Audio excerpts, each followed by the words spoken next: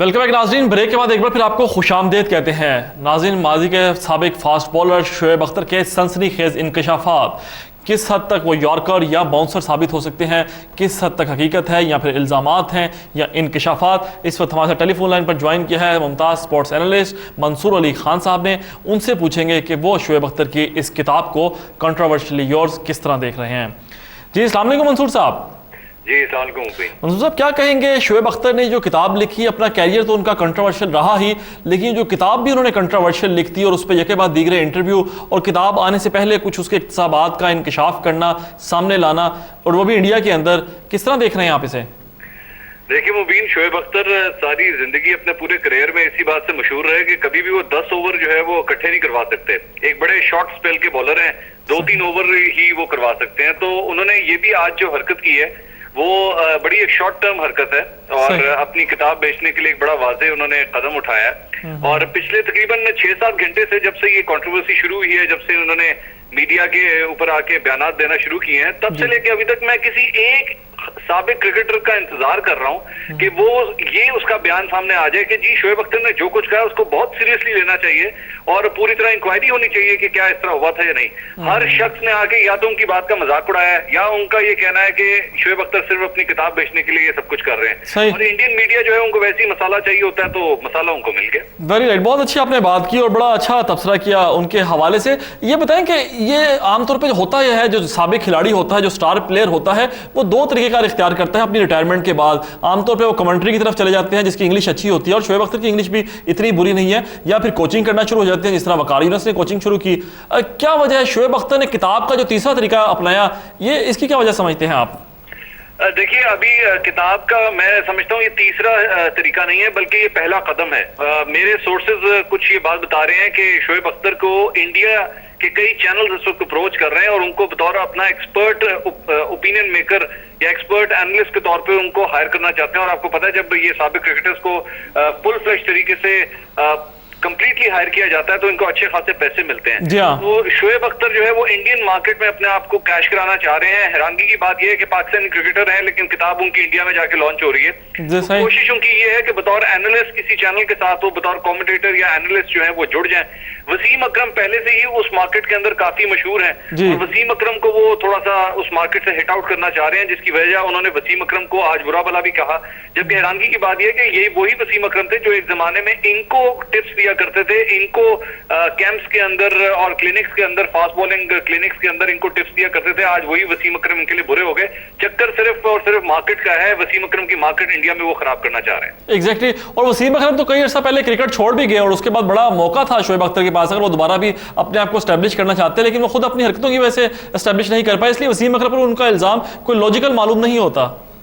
जी हाँ, बिल्कुल आपने सही कहा कि वसीम अकरम के ऊपर, वसीम अकरम की देखिए उनकी अपनी कई कंट्रोवर्सीज हैं, उसके ऊपर भी एक पूरा प्रोग्राम हो सकता है। लेकिन इस वक्त सवाल सिर्फ ये है कि क्या वसीम अकरम कभी इस किस्म की कोशिश करेंगे कि वो शोएब अख्तर को सामने से हटाएं। बल्कि मेरी नजर में तो इनका सबसे प्लान ये जो कुछ उन्होंने कहा वो इस तरह गलत साबित होता है कि वो खुद कह रहे हैं कि वसीम अकरम और वकार यूनुस जो है वो आपस में लड़ाई करते थे, उनके आपस में ग्रुप बनती थी। तो वसीम अकरम तो खुद एक ऐसा फास्ट बॉलर चाह रहे थे कि वो आके वकार यूनुस को रिप्लेस करे। एग्जैक्टली। शोएब अख्तर के अंदर उनको एक अच्छा खासा एक ऐसा शख्स मिल चुका था जो आके वकार को रिप्लेस कर देता। उनको तो जरूरत ही नहीं थी कि वो शोएब अख्तर के करियर को लॉन्च ना होने देते या उसका डेब्यू ना होने देते। ये बड़ी अच्छी आपने बात की। ये बताएं, इंडियन मार्केट के हवाले से आपने कहा कि वहां पे वो एस्टैब्लिश होना चाहते हैं, लेकिन वहीं पर उन्होंने राहुल ड्राविड और सचिन तेंदुलकर को भी रगड़ा लगा दिया, ललित मोदी और शाहरुख खान को भी चल पड़े। ये क्या वजह है, किस तरह देख रहे हैं इसको? देखिए शाहरुख खान और सचिन तेंदुलकर जो है उनको इंडिया के अंदर अपनी अपनी फील्ड्स का भगवान कहा जाता है। क्रिकेट के भगवान को वो तेंदुलकर मानते हैं और बॉलीवुड के भगवान को वो शाहरुख खान मानते हैं। तो इनको भी इस बात का पता था कि जब तक इन 2 सेंटिमेंटल चीजों को मैं हाथ नहीं लगाऊंगा, मेरी किताब के बारे में या मेरी बात किसी ने सुननी ही नहीं है। तो इसलिए शाहरुख खान के बारे में उन्होंने अपने पहले एक इंटरव्यू में कुछ थोड़ा सा बुरा भला कहा, लेकिन दूसरा ही इंटरव्यू जब एक और टेलीविजन चैनल से आया तो उन्होंने शाहरुख खान के लिए अच्छे अल्फाज बोलना शुरू कर दिए, सचिन तेंदुलकर के लिए भी अच्छे अल्फाज बोलना शुरू कर दिए। तो शोएब अख्तर को मेरे ख्याल में खुद भी इस बात का अंदाजा नहीं है कि वो किसकी अच्छाई करना चाह रहे हैं और किसकी बुराई करना चाह रहे हैं। सही है। और क्या आपको लग रहा है कि इस तरीके कार से वो इंडिया में पॉपुलर हो सकते हैं, क्योंकि वहां पे जिस किस्म की नफरत है पाकिस्तानियों के हवाले से या पाकिस्तान के हवाले से, खासतौर पर शोएब अख्तर के हवाले से, उनकी जात के हवाले से, वो एस्टेब्लिश हो सकते हैं वहां पे किसी ना किसी लेवल पे? देखिए, अगर हम बात करें तो इंडिया एक ऐसी मार्केट है, इतनी बड़ी एक मार्केट है कि उसके अंदर हर किस्म का शख्स जो है वो जाके, चाहे उसने कोई बुरा काम किया हो या अच्छा काम किया हो, अगर न्यूज चैनल को आप मसाला दे रहे हैं, इसके अलावा अगर फिल्मों को आप मसाला दे रहे हैं, आप मुख्तलिफ फैशन शोज के अंदर जाके पार्टिसिपेट करते हैं, तो आप हिट ही हिट हैं। शोएब मलिक की एग्जाम्पल आप देख लीजिए कि जब उनकी शादी होनी थी तो हर टेलीविजन चैनल उनके पीछे भाग रहा था, लेकिन जब एक दफा शादी खत्म हो गई तो बिल्कुल जिस तरह एक बोतल की फिज होती है उस तरह तो सब कुछ खत्म हो गया। शोएब अख्तर भी अभी इन्होंने ये सिलसिला शुरू किया, किताब एक दफा उनकी लॉन्च हो जाए 3-4 महीने के अंदर खुद ब खुद सारा मसला जो है वो ठंडा हो जाएगा। बिल्कुल सही है। बॉल टेम्परिंग की उन्होंने बात की पाकिस्तान के हवाले से कि वो 2 दफा पकड़े गए फिर भी जारी रखी और वो समझते हैं लीगल हो जानी चाहिए, इस बारे में क्या कहेंगे? देखिए, बॉल टेम्परिंग के बारे में मेरी नजर में कोई नया इंकशाफ नहीं है। इमरान खान इससे पहले खुद भी इमरान खान इस बात को एडमिट कर चुके हैं कि बॉल टेम्परिंग हुआ करती थी, बॉल टेम्परिंग की जाती थी। इमरान खान खुद भी कहते हैं कि बॉल टेम्परिंग को लीगलाइज करार दे देना चाहिए। शोएब अख्तर ने कोई नई बात नहीं कही, सिर्फ उनको पता है कि बॉल टेम्परिंग का जो इशू है वो एक कॉन्ट्रोवर्शियल इशू है, उसके ऊपर भी अगर 1-2 जुमले बोल दिए जाएंगे तो लोग सुन लेंगे, लेकिन मेरे नजर में ये कोई नई बात नहीं है। इससे पहले भी कई बार ये बात मीडिया में आ चुकी है। और लेकिन बॉल टेम्परिंग के हवाले से जो बात जिस अंदाज में वो कह रहे हैं, आपको लगता है लीगलाइज कर सकती है आईसीसी को किसी लेवल पे, और खासतौर पे कहीं पाकिस्तान के लिए आने वाले दिनों में और खासतौर पाकिस्तानी बॉलर्स के लिए मजीद मुश्किलात तो पैदा नहीं हो जाएंगी इस बयान से?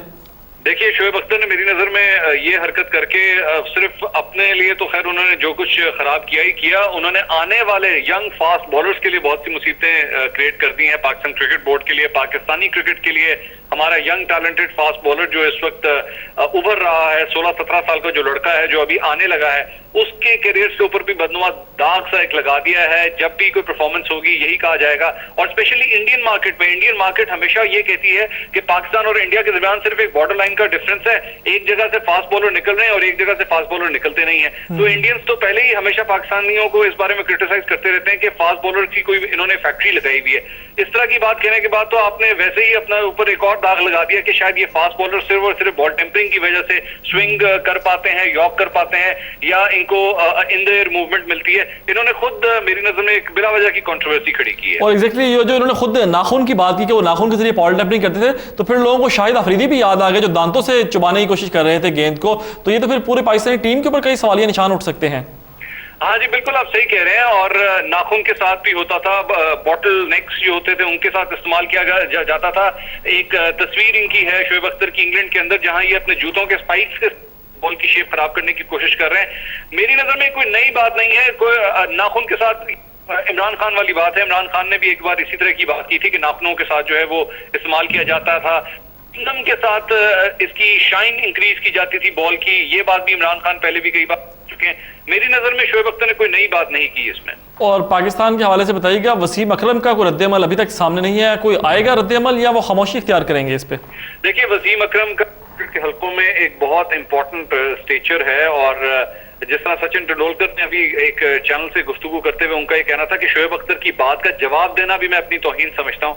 मेरा ख्याल में वसीम अकरम शायद या तो अभी नहीं देंगे या बिल्कुल नहीं देंगे, और अगर देंगे तो बड़े मैच्योर और बड़े सही तरीके के साथ देंगे, क्योंकि इंडियन मार्केट के अंदर, क्रिकेट के हलकों के अंदर, कमेंट्री बॉक्सेस के अंदर, अवाम के अंदर वसीम अकरम का एक बहुत ऊंचा स्टेचर है as compare to Shoaib Akhtar, जो कि फुल ऑफ कंट्रोवर्सी रहा है सारी जिंदगी। वसीम अकरम मेरे ख्याल में अपना टाइम लेंगे, बहुत मैच्योर शख्स हैं वो, इतनी जल्दी वो इस बात का जवाब नहीं देंगे। और आने वाले दिनों में या चंद महीनों के अंदर कोई मुश्किलात मजीद पाकिस्तानी क्रिकेट टीम के लिए देख रहे हैं इस किताब या इन बयानात की वजह से? नहीं, मेरा नहीं ख्याल। मैं नहीं समझता कि शोएब अख्तर कोई ज्यादा कंट्रोवर्सी क्रिएट कर पाएंगे। ज्यादा से ज्यादा 2 या 3 दिन की ये बात और है, और उसके बाद जब इनकी किताब लॉन्च हो जाएगी उसके अंदर भी 4-5 इन्होंने बातें कही होंगी। काफी हद तक इमेच्योर समझे जाते हैं। अभी मैं कुछ इंडियन चैनल्स जो जर्नलिस्ट हैं उनसे मेरी गुफ्तगू हो रही थी, उनका भी ये कहना था कि वो उसको एक बच्चा समझते हैं जो आज तक शायद बड़ा नहीं था। इसके साथ साथ उन्होंने कई चैनल्स के ऊपर ये भी कहा कि जब मैं टीम से बाहर हो जाता था तो मैंने कभी शोर नहीं मचाया, मैंने कभी कुछ नहीं कहा। तो इवन इंडियन जर्नलिस्ट ये बात कह रहे थे कि हमें शोएब अख्तर के भाई पाकिस्तान से फोन करके कहा करते थे कि भाई आप इंडियन चैनल्स के ऊपर ये खबरें चलाएं कि शोएब अख्तर को पाकिस्तान टीम में नहीं डाला जा रहा।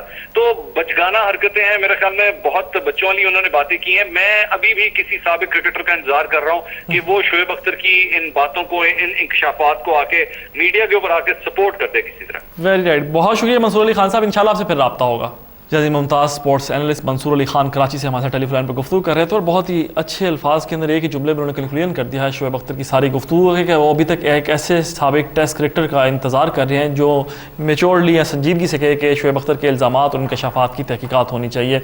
वाकई शोएब अख्तर ने कंट्रोवर्शियल कैरियर गुजारा और अब उन्होंने अपने कैरियर के अख्ताम के बाद भी एक कंट्रोवर्सी क्रिएट कर दी अपनी किताब के ज़रिए, जिसके हवाले से यकीन अगले चंद दिनों बहस तो ज़रूर होगी, लेकिन उससे डैमेज पाकिस्तान क्रिकेट टीम को नहीं होना चाहिए या पाकिस्तान के जो आने वाले फास्ट बॉलर्स हैं उनके लिए कोई भी नुकसानदेह बात नहीं होनी चाहिए, क्योंकि आईसीसी को तो मौका चाहिए होता है, फिर भारतीय मीडिया तो इस तलाश में होता है कि किस तरह पाकिस्तान को क्रिटिसाइज़ करे। शोएब अख्तर अगर बॉल टेम्परिंग की बात करे, उसको लीगलाइज करने की बात करेगा, इमरान खान के बाद वो दूसरे ऐसे फास्ट बॉलर होंगे तो फिर ज़ाहिर सवालिया निशान तो पाकिस्तान के हवाले से उठेंगे और उठते रहेंगे। उम्मीद और दुआ करनी चाहिए कि इससे कम से कम ऐसा मुश्किल पाकिस्तान क्रिकेट बोर्ड के लिए ना आए जिससे हमारे आने वाले मुस्तकबिल में आने वाले खिलाड़ियों के लिए कोई मुश्किलात पैदा हो सकें। ये था हमारा आज का प्रोग्राम। कल फिर किसी नए मौजू नए प्रोग्राम के साथ आपकी खिदमत में हाजिर होंगे। तब तक के लिए अपने मेज़बान मुबीन रशीद को इजाज़त दीजिएगा। अपना ख्याल रखिएगा। अल्लाह हाफिज़।